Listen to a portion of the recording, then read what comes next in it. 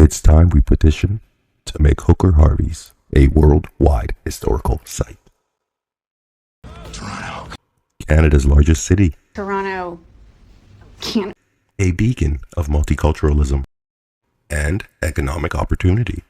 But wait, do we have true heritage? Something worth saving? I say we do.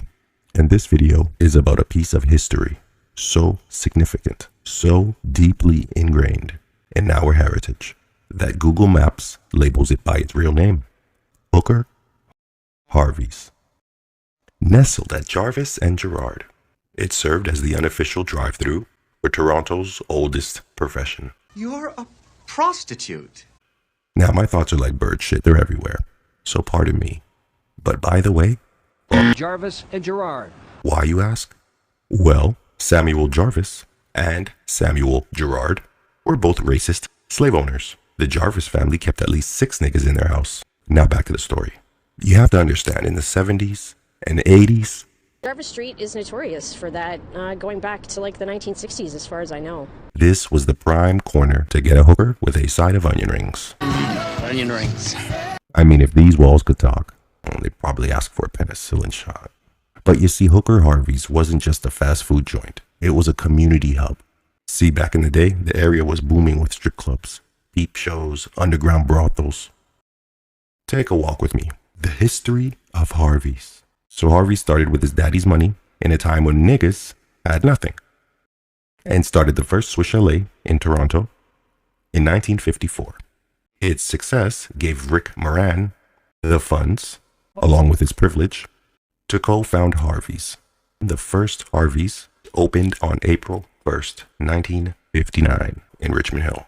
Now originally it was supposed to be called Humphreys, Got Humphreys.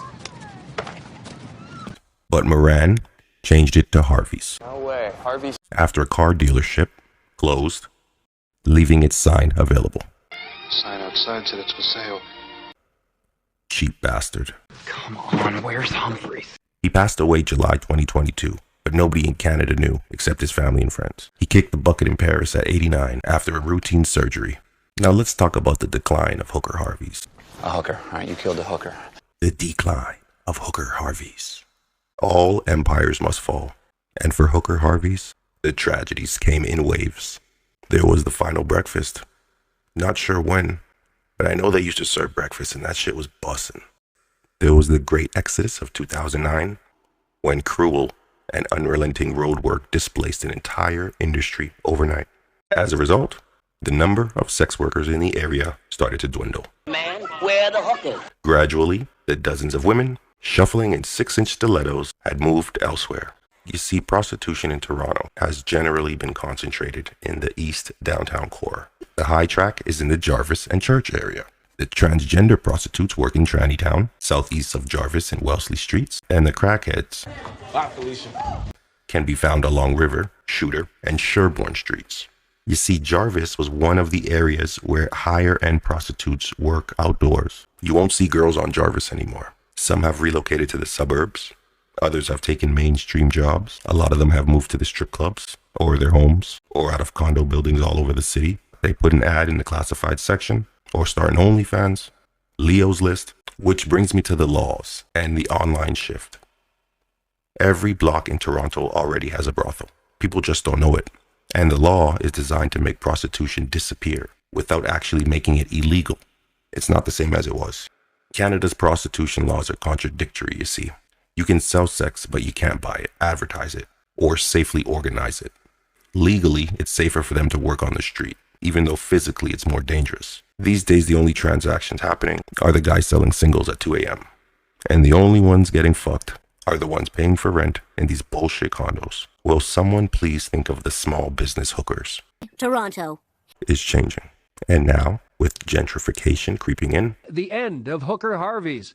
And another one reads, gentrification, Honest Ed's, Bloor Street Diner, and now Hooker Harvey's. Hooker Harvey's itself could be next. It's time to make Hooker Harvey's great again. It's time we petition to make Hooker Harvey's a worldwide historical site. Because if we can't preserve the past, at least we can remember where the fries were fresh and the hookers come with onion rings. Hooker, hooker, hooker.